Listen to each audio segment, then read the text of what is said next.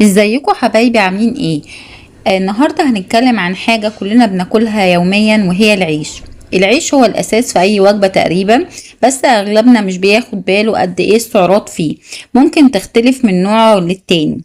في فيديو النهارده هنحسب سوا السعرات الحرارية في اغلب انواع العيش اللي بناكلها في مصر والعالم، وهنشوف انهي نوع فيهم الانسب للدايت، وانهي نوع ممكن نزود بيه الطاقة في اليوم لو محتاجين سعرات اكتر. أول نوع عيش عندنا هو العيش البلدي المصري. العيش البلدي بيعتبر من أكتر الأنواع انتشار في مصر، ومصدر طاقة مهم جدا. كل رغيف عيش بلدي وزنه تقريبا 88 جرام، في 242 سعر حراري. ولو حسبنا تقريبا كل 100 جرام عيش بلدي فيها 275 سعر حراري، وبيحتوي على 9 جرام بروتين، 56 جرام كربوهيدرات، واحد من 10 جرام دهون. وبيحتوي كمان على نسبة ألياف كويسة بتساعد على الشبع.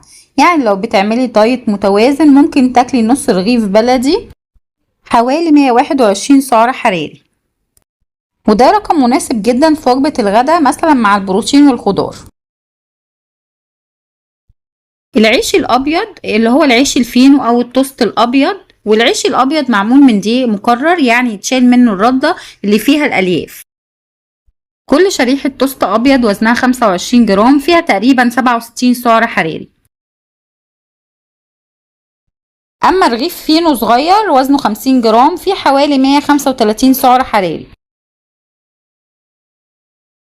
وده بيخليه أعلى في السعرات وأقل في القيمة الغذائية من العيش البلدي، وبيحتوي على 2.5 جرام بروتين، و13 جرام كربوهيدرات، و1.2 جرام دهون. فلو هدفك تخسي أو تحافظي على الوزن، العيش البلدي أفضل بكتير من الأبيض، لأنه بيشبع أسرع وبيثبت السكر في الدم. ولو مضطرة تاكلي عيش ابيض خليه كمية صغيرة جدا، يعني ما تاكليش العيش الابيض لوحده، لازم معاه يبقى مصدر بروتين زي البيض او التونة. بلاش تسخني العيش على النار مباشرة عشان الدهون بتتأكسد. واول نوع من انواع العيش الصحية اللي هو العيش السن. العيش السن بقى من اكتر انواع العيش المنتشرة بين الناس اللي بتعمل دايت، لانه معمول من دقيق قمح كامل ومعاه الردة، فبيكون غني بالالياف وبيشبع جدا. كل 100 جرام من عيش السن فيها تقريبا 274 سعر حراري. اما لو هنتكلم عن رغيف متوسط حوالي 70 جرام فبيكون فيه 190 سعر حراري تقريبا.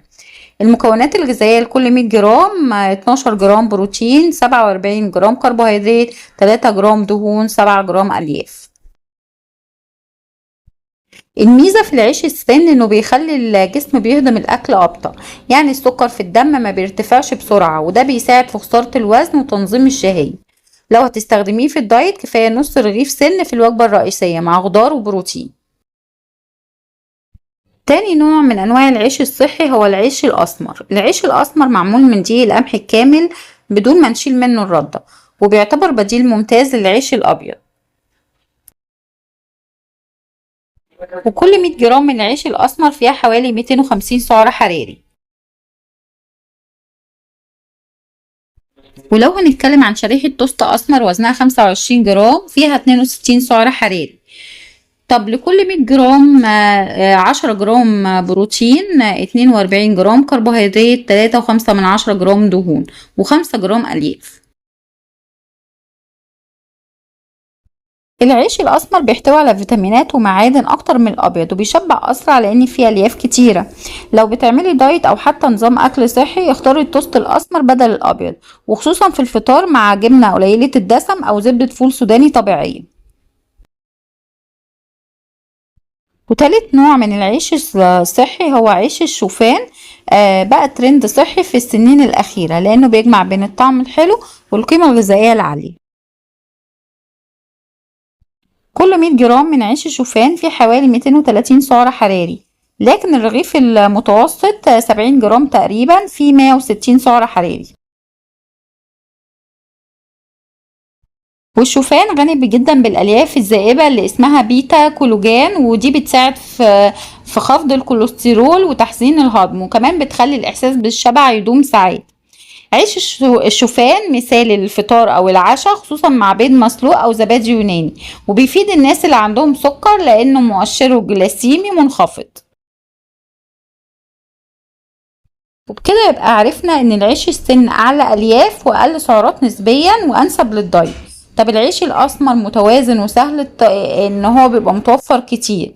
عيش الشوفان مفيد جدا للقلب والمعدة، يعني لو بتدوري على نوع يشبعك ويساعدك في الاكل الصحي، العيش السن او الشوفان هما الافضل. وبكده نكون وصلنا لنهاية الفيديو عن السعرات الحرارية في أنواع الخبز المختلفة، واستنوا تكملة الفيديو ده لباقي أنواع الخبز التانية. ولو وصلت لحد هنا فده دليل انك مهتمة بصحتك وبتفكيرك الصح. ما تنسيش تعملي لايك علشان الفيديو يوصل لناس اكتر، واشتراك لو لسه مش مشتركين في القناة، وسيبيلي في الكومنتات نوع العيش اللي بتاكليه يوميا، وهقولك سعرات الدقيقة في رد مخصوص ليكي. سلام.